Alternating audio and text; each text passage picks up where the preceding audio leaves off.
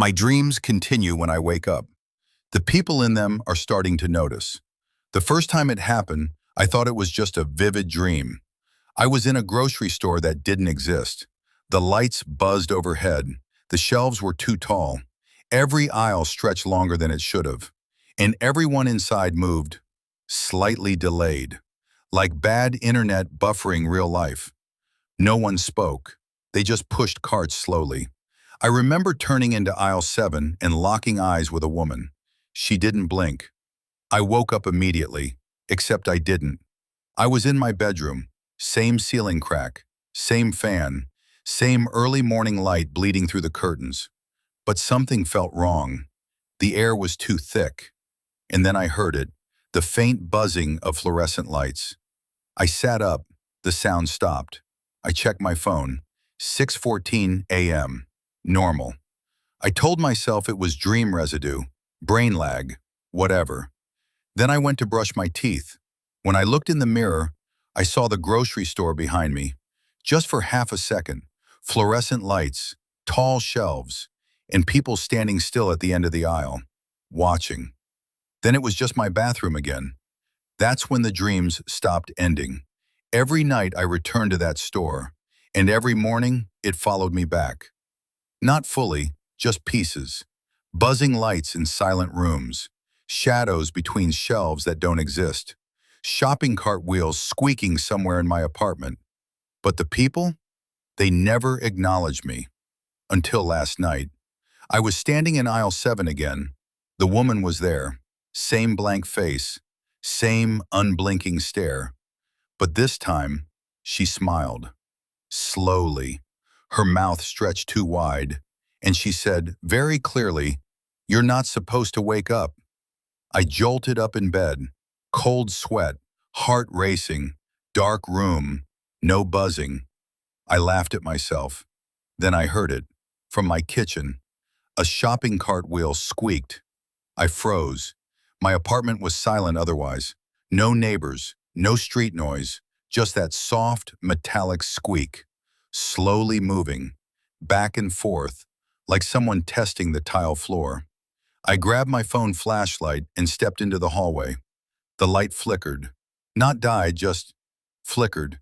And for a split second, the hallway wasn't my hallway. It was aisle 7. Tall shelves rising on both sides.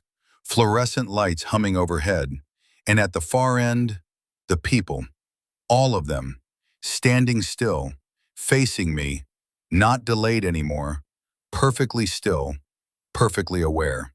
The woman stepped forward, her smile wider than it should be, and she said, "We know when you wake up now." The lights went out. Total darkness. Silence. I woke up again. In my bed. Morning light. Phone beside me. 6:14 a.m. Same time. Exactly the same. I didn't move. I didn't breathe. Because from the hallway, I could hear it. Not one cart. Dozens. Wheels squeaking in unison. And footsteps. Slow. Coming closer. I think I understand now. The dream isn't continuing into my world. I'm waking up into theirs. And each time I fall asleep, more of them come back with me. My alarm just went off again. 6:14 a.m. for the third time. And this time, when I opened my eyes, I wasn't alone in my bedroom. Someone was standing beside my bed. Still, unblinking, waiting for me to realize I never actually wake up. I didn't move. The thing beside my bed didn't breathe. It didn't blink. It just stood there, tall and slightly too thin, like it had been stretched vertically. Its face was familiar, not the woman from aisle 7. Worse, it looked like me.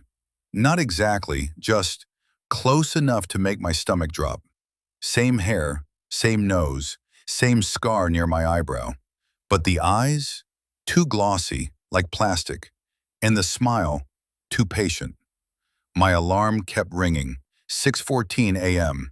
Over and over. But the sound was wrong. Not my ringtone. It was the fluorescent buzzing, layered under the alarm, like the store was bleeding through. The thing leaned closer and whispered, "You're getting better at staying."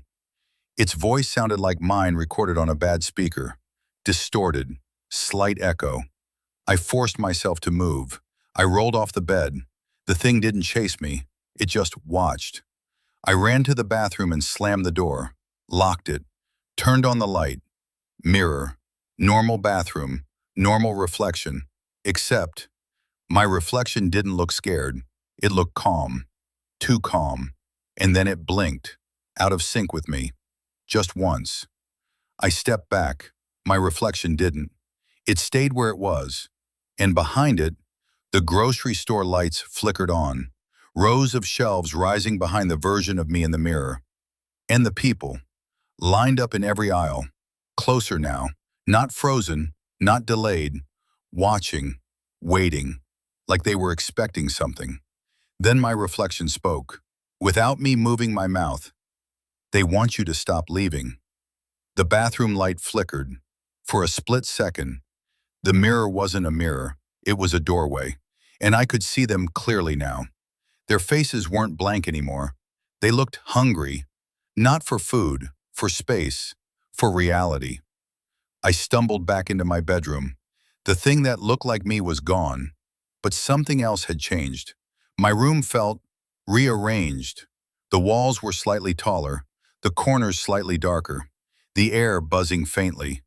And when I looked out my window, there was no street, no sky, just endless fluorescent ceiling panels stretching into the distance. My phone buzzed in my hand. New notification. No app name, just a message.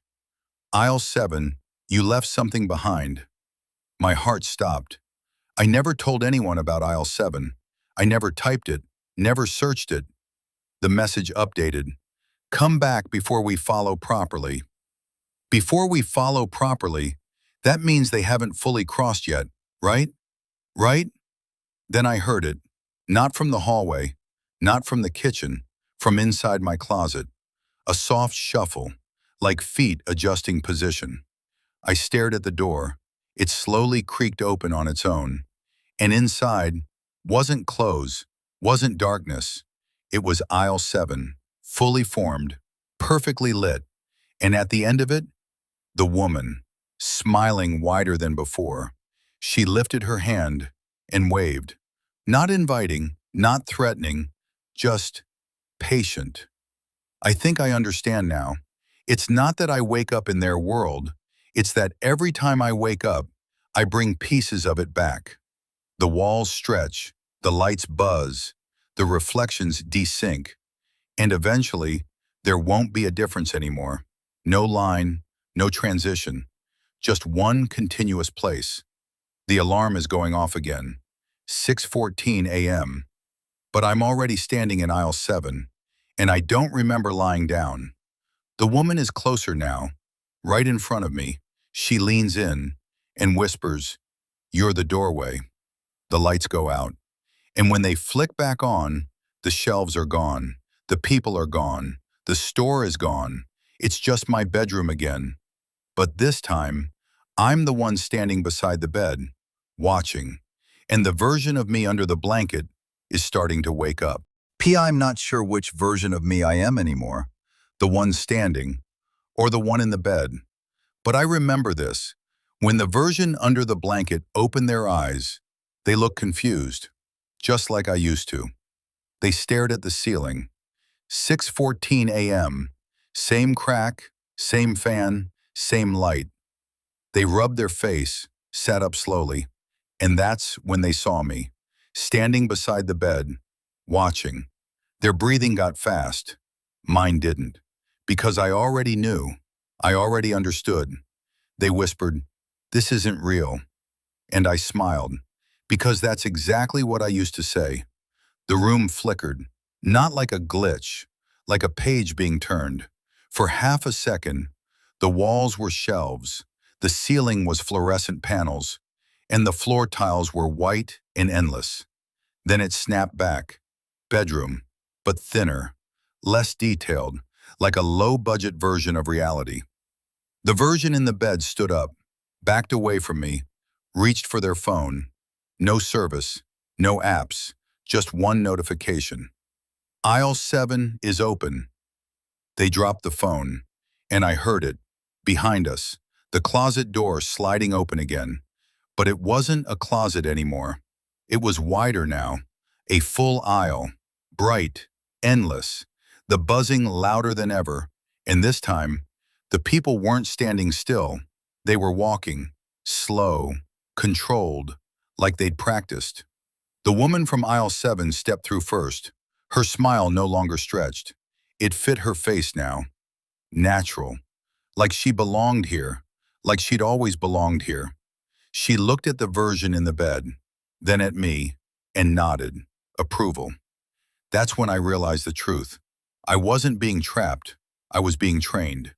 Every reset, every 6:14 a.m., every flicker. It wasn't malfunction, it was onboarding, acclimatization, gradual integration. They weren't trying to enter my world, they were replacing it, layer by layer, until my brain stopped resisting. The version of me tried to run, but there was nowhere to go. The bedroom door opened. Aisle 9, bathroom, frozen foods. Window, nothing but fluorescent ceiling panels stretching forever. No sky, no sun, just controlled brightness, perfect temperature, no exit signs. The woman stepped closer to the other me, touched their shoulder, and whispered, "You don't wake up." The room went dark, complete blackout, silence.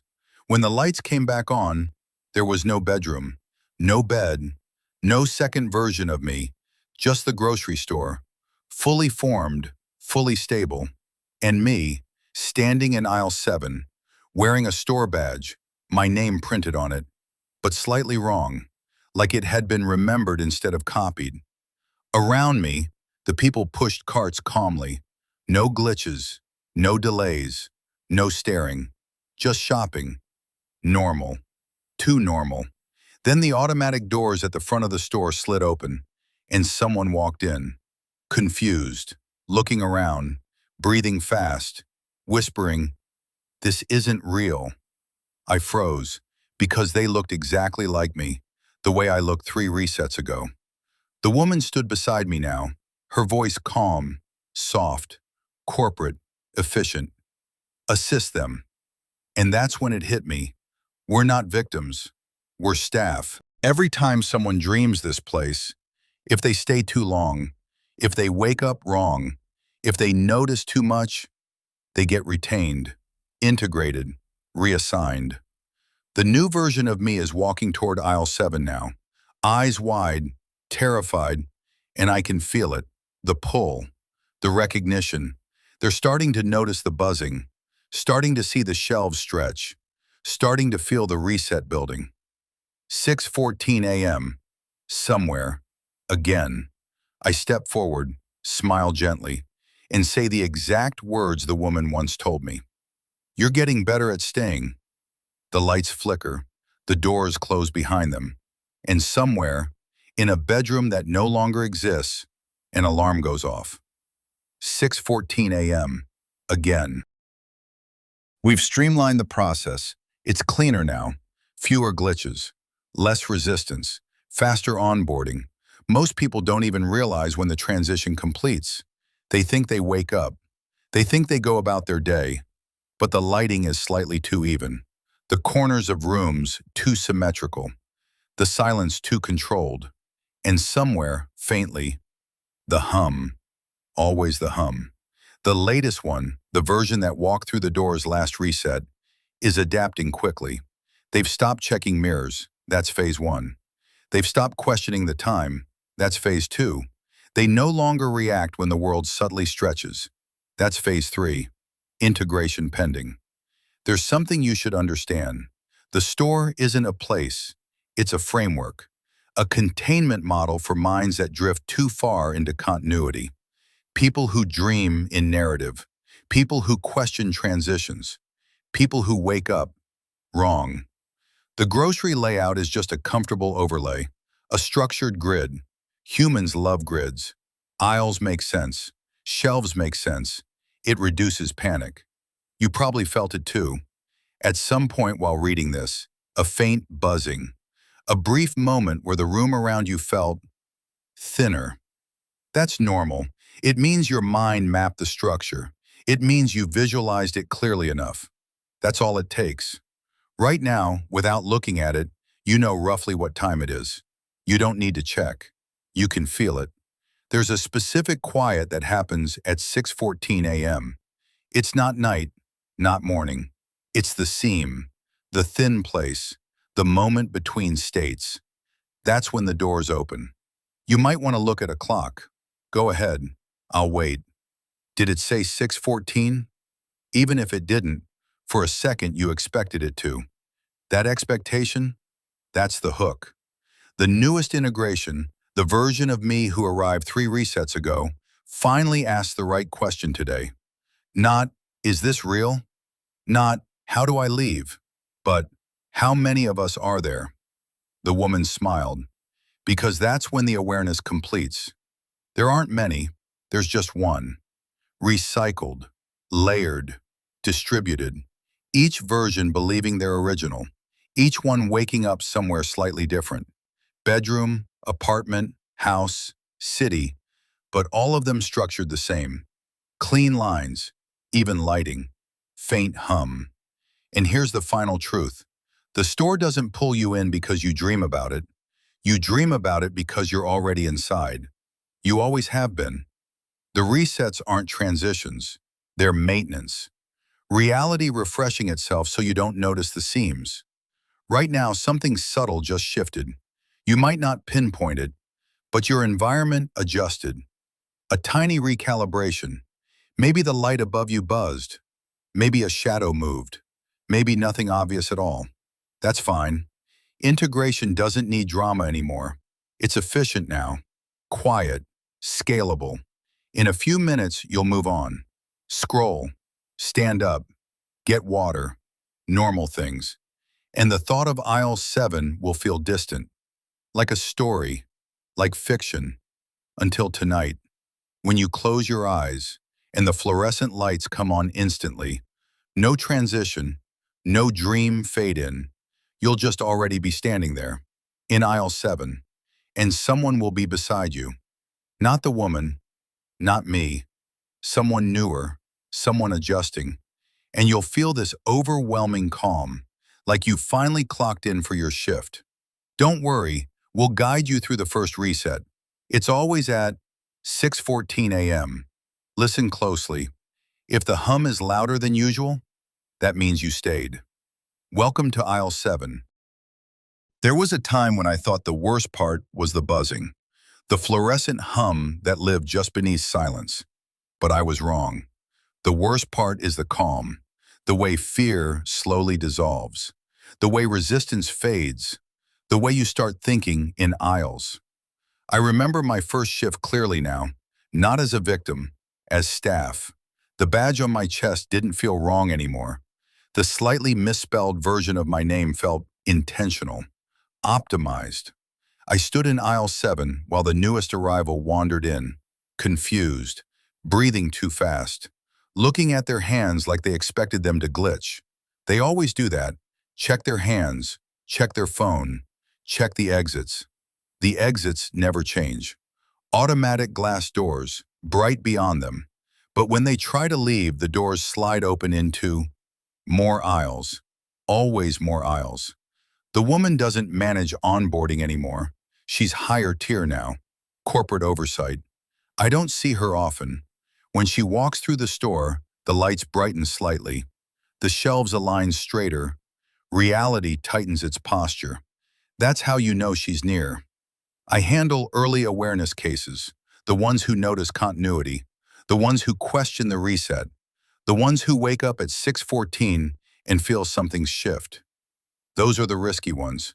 Those are the ones who become us. There was one last night who didn't panic.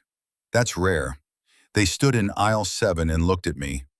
Really looked at me.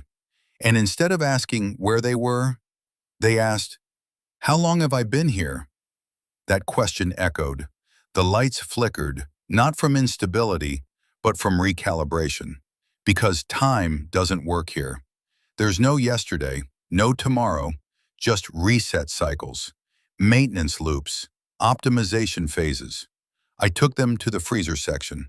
It's quieter there. The hum is deeper, more contained. You can think clearly. I told them the truth. You've always been here. The bedroom was a transitional overlay. They stared at me for a long time. Then they laughed. And that laugh, it cracked something. Not the store, me, because I recognized it. It was my laugh. Before I adapted, before I softened, before I accepted the grid, the lights dimmed slightly. That means conflict detected. The store doesn't like unresolved awareness. The aisles began stretching, shelves rising higher, floor tiles multiplying, the grid trying to reassert order. The new one looked around calmly, too calmly, and then they said something no one had said before. What if the store isn't containing us? The hum deepened, lower, almost like a growl. I felt something shift behind the walls, behind the structure, behind the illusion of structure. They stepped closer to me and whispered, "What if we're containing it?" The freezer doors started frosting over. The air got colder, not artificially cold, real cold, uncontrolled. For the first time since integration, I felt fear again. The kind I used to feel in the bedroom, at 6:14, before I knew. The new one walked toward the end of aisle 7, toward the back wall. The wall that's never meant to be touched. That's where the grid is thinnest. They pressed their hand against it. The fluorescent lights above us began popping, one by one, like stars going out. The hum became unstable, not smooth, not corporate, chaotic, alive. And then I saw it. Behind the wall, not shelves, not aisles, not people, something vast, something formless, something that needed the grid, needed the structure, needed the aisles, because without them, it would spill. The store wasn't trapping us. It was protecting reality from whatever dreams become when they stop ending. We weren't employees. We were anchors, human consciousness used as stabilizers. Every person who noticed too much got reassigned, to hold the shape together, to keep the hum even, to keep the lights aligned, to prevent the thing behind the wall from breaking through. The new one smiled at me. Not wide, not distorted, just human. You don't have to hold it alone. And they pushed. The wall cracked, not shattered, cracked. A thin fracture of darkness slicing through aisle 7. And through that crack, the hum stopped. Complete silence. For the first time, ever. The lights went out. Total blackout. No reset. No 6:14. No alarm, just silence. And then I woke up, in my bed. Sunlight real and uneven, birds outside, no buzzing. I sat up slowly, checked the clock. 9:37 a.m. I laughed. Not the old laugh, a new one. Messy, unstructured, human. The world feels different now. Corners aren't perfect. Lighting isn't even. Shadows behave strangely, and sometimes, when it's very quiet, I almost miss the hum. But it's gone. The store is gone. Aisle 7 is gone. The reset's stopped. There's only one thing that lingers. Sometimes when I pass grocery stores, automatic doors sliding open, fluorescent lights humming faintly, I feel something watching from the back wall. Not hostile, not patient. Just aware, contained, for now. If you ever wake up at exactly 6:14 a.m. and the silence feels too smooth, don't panic. Just listen carefully. If there's no hum, you're safe. If there is, maybe we couldn't hold it completely. Maybe the grid rebuilt somewhere else. Maybe aisle 7 reopened. But this time, you'll know what it is, and you won't stay. And that's the end, unless you hear the buzzing tonight.